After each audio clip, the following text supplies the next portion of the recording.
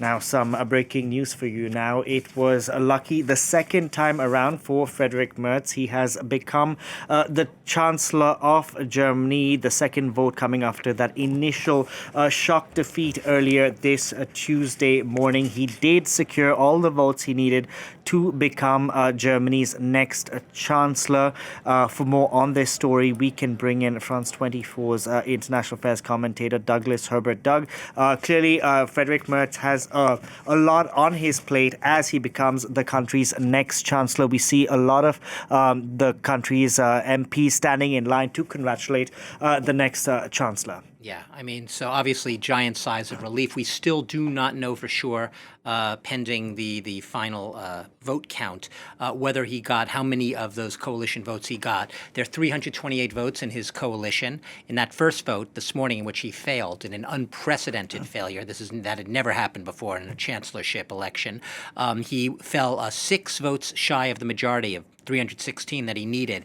So it'll be interesting to see, how much he was over the majority, and whether in the coming days and weeks we even find out whether the rebels, I guess if you could call them those who opposed him and didn't vote for him in that first round, ultimately flipped and came on side, and what the significance of those initial opposition votes, because whatever it was, we don't know. One scenario no one's even talked about is whether there could have even been parties in the opposition beyond the coalition itself. And this is very unlikely, but not completely excluded. Parties beyond the coalition, maybe just in the name of stability and to have a chancellor, ended up flipping and voting for Mertz. Like I said, a very remote, unlikely scenario, not to be completely ruled out. So like I said, we do not know right now anything other than the fact that he has passed. I won't use the word squeaked through. We don't know how much. Yeah, we'll get the breakdown. We have it? Not yet. We don't have. But I just wanted to ask you, Doug, we've of course been following, what happens in Germany. Germany is Europe's largest economy, so of course we pay attention to it. But in terms of the opposition, the political opposition in Germany, it's clearly the landscape has markedly shifted in the last decade, in the last few years 10, even. 15, 20 years. Look, but listen, Delano, the fracturing, the splintering of political landscapes is not a German exclusive story. This is what we're seeing across Europe and in many respects But Germany, across the world. given its history. Germany, given its history of having the so-called grand coalitions, and in the post-war period, the grand coalition has been one of the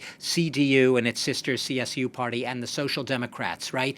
A center-right, a center-left party, basically coming together in the name of Germans' much vaunted stability to be able to govern what had been, Europe's by far biggest economy for many, many years, if not its biggest polity, because on the political front in foreign affairs, it took a retreated role from there. He's about to shake hands with the leader of the AfD, the Alternative for Germany party. There she is waiting. Yes, and that's significant too, because this is a woman who just after the failed vote this morning, the first round vote, in which he fell short, was very quick to call for new elections right away, being clear that this is a party. Mertz would be a weakened candidate who would very cursory handshake. The pleasantries basically have been said. The pleasantly, saying we are here. So going through the niceties, the courtesies, which I guess in this day and age, given the political sniping and the brinkmanship that we see across so many political factions, a handshake means quite a lot. You don't see that all the time in this age of polarization where a lot of parties simply will not have anything to do with each other. There is no handshake across that partisan divide.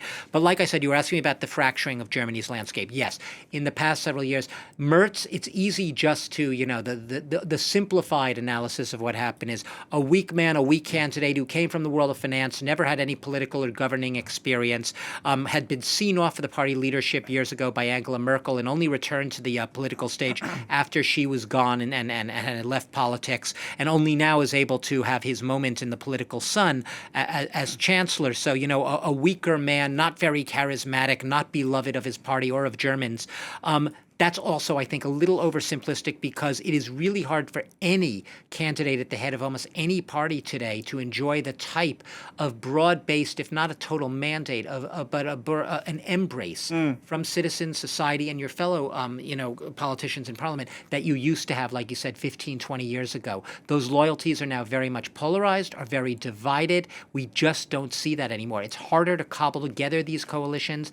The Social Democrats and the Conservatives will be awkward governing partners in many respects, but Mertz has given them, I believe, 6 or 7 of the ministries, which is quite a big number for the Social Democrats. So we got the numbers. Quite Doug. a concession. Yeah. He managed to get 325 votes. Yeah.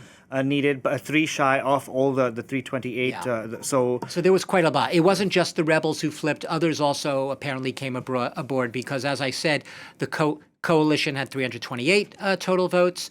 He got 18 votes shy of the total votes in his coalition, and now this time he's made up 15 of those votes. So the 325 is only 3 shy of if everyone in his coalition voted for him. It will be interesting to see if we ever do find out what the breakdown was and if any opposition parties had to vote for him in order for him to get that type of tally. But I am sure he's relieved not just to get, say, just over the hump, the 316, 317, 318. I think with 325, he'll be able to say safely, it was a blip on the radar. It was a little bit of a hiccup there. But in the end, Germany did what it had to do. We came together. We have a message of unity, and I'm going to try to lead this country as a unified chancellor for a prosperous and stable future. That's going to be his message. For a stable future of Germany and Europe, because we do have reactions coming in from the EU Commission President Ursula von der Leyen, who's saying she's looking forward to working with Mertz for Europe that is strong. So clearly, people in the leadership in Brussels happy that it was we have this They're outcome. Desperate for it to the second time around. They really are. Europe was looking at this. The whole world was watching this really closely, only because we saw what the markets did. I know financial markets. I hate when we make those the be all and end all of whether something's good or bad. But for what it is, where the financial markets were really down after this first vote, everyone's taking fright at saying, "Oh no, just what we need at this moment in time. We need Germany on board, and we don't even have a chancellor." Now they have a chancellor.